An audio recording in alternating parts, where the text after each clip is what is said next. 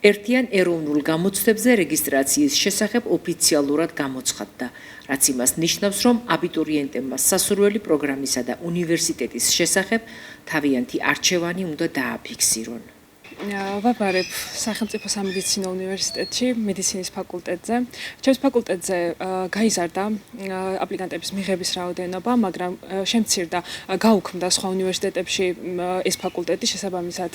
მაინც ვერ ჩავთვლით, რომ ადგილების რაოდენობა გაზრდილია.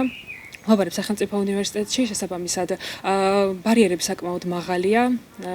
ვემზადები აქტიურად, ყოველდღიურად 4 საგანში და იმედი მაქვს, რომ რა თქმა უნდა მოვხვდები უნივერსიტეტში, სადაც მინდა, როგორც მინდა, ნერვიულობით არ ნერვიულობ, რადგან მთელი ბავშვობა ვიცოდი, რაზედაც ვაბარებდი, ამისთვის ვემზადებოდი და შესაბამისად მზაობა მაქვს, მასწავლებლებიც რა თქმა უნდა მეხმარებიან, 4 მასწავლებელთან ვემზადები და დიდი იმედი მაქვს, რომ ჩემი ოცნება ახდება.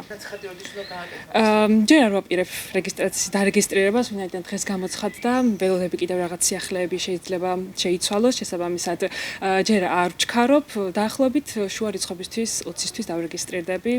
იმ საგანებზე რასაც ვაბარებ. აღსანიშნავია, რომ რეგისტრაცია როგორც წესი მარტიდან იწყებოდა, თუმცა რეფორმის ფარგლებში დაგეგმილი ცვლილებების გამო თარიღმა გადაიწია. როლექსში მინდა წარმატება ვუსურვო ყველა აბიტურიენტს, ვინც წელს აბარებს და იმედი მაქვს, რომ ყველა ჩააბარებს სასურველ უნივერსიტეტში, სასურველ ფაკულტეტზე და სასურველი ქულებით. ალბათ ძალიან დიდი ნერვიულობა გადახვდა წელს, იმიტომ რომ უკანასკნელი ბოლო რეფორმებმა საკმაოდ დიდი შფოთვა გამოიწვია ჩვენში, რადგან ეს მოულოდნელი იყო პირველ რიგში და აი სიმართლე რომ გითხრათ, ყველაფერი რაც აი თებერვლამდე და ოქტომბრამდე დალაგებული მქონდა, ამ რეფორმებმა საერთოდ თავდაყირა დამიყენა და ძალიან რთული იყო. მახსოვს, როდესაც გავიგე, რომ ეს საგრანტო კონკურსი გაუქმდა, აი ცრემლებიც კი წარმოვიდა და მეთქი რა უნდა გავაკეთო, უბრალოდ იმიტომ რომ ყველაფერი ამ საგრანტო კონკურსის საფუძველზე მქონდა აგებული, მაგრამ საბოლოოდ მივხვდი, რომ ამ რეფორმას როგორც კარგი, ასევე უარყოფითი შედეგები წევს, მაგრამ რა თქმა უნდა ვეცადოთ, რომ მაინც უფრო კარგი დავინახოთ. იმედია, რომ ყველა აბიტურიენტი ამას შეძლებს.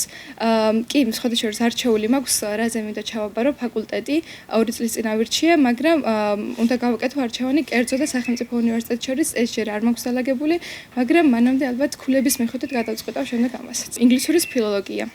ამ განხრით მინდა რომ წავიდე, რადგან ვხედავ ამ სფეროში ასე ვთქვათ პერსპექტივას და ვფიქრობ, რომ მეც შემიძლია ამის გაკეთება. დარეგისტრირებას როდის აპირებთ?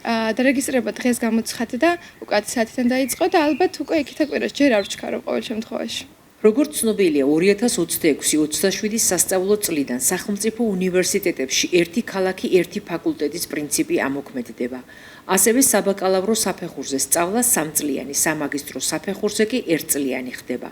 უქმდება საგრანტო სისტემა. ყველას, ვინც სახელმწიფო უნივერსიტეტში ჩააბარებს, უფასოდ ისწავლის. კერძო უნივერსიტეტებში კი გრანტის გამოყენებას ვეღარ შეძლებენ.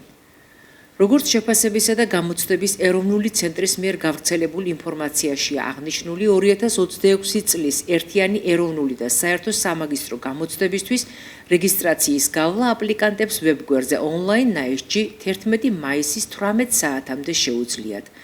ამავე ცნობით, უმაღლესი განათლების რეფორმის ფარგლებში მიმდინარე წელს აბიტურიენტებს შესაძლებლობა აქვთ უმაღლეს პროგრამებთან ერთად არჩევანი პროფესიულ საგანმანათლებლო პროგრამებზეც გააკეთონ.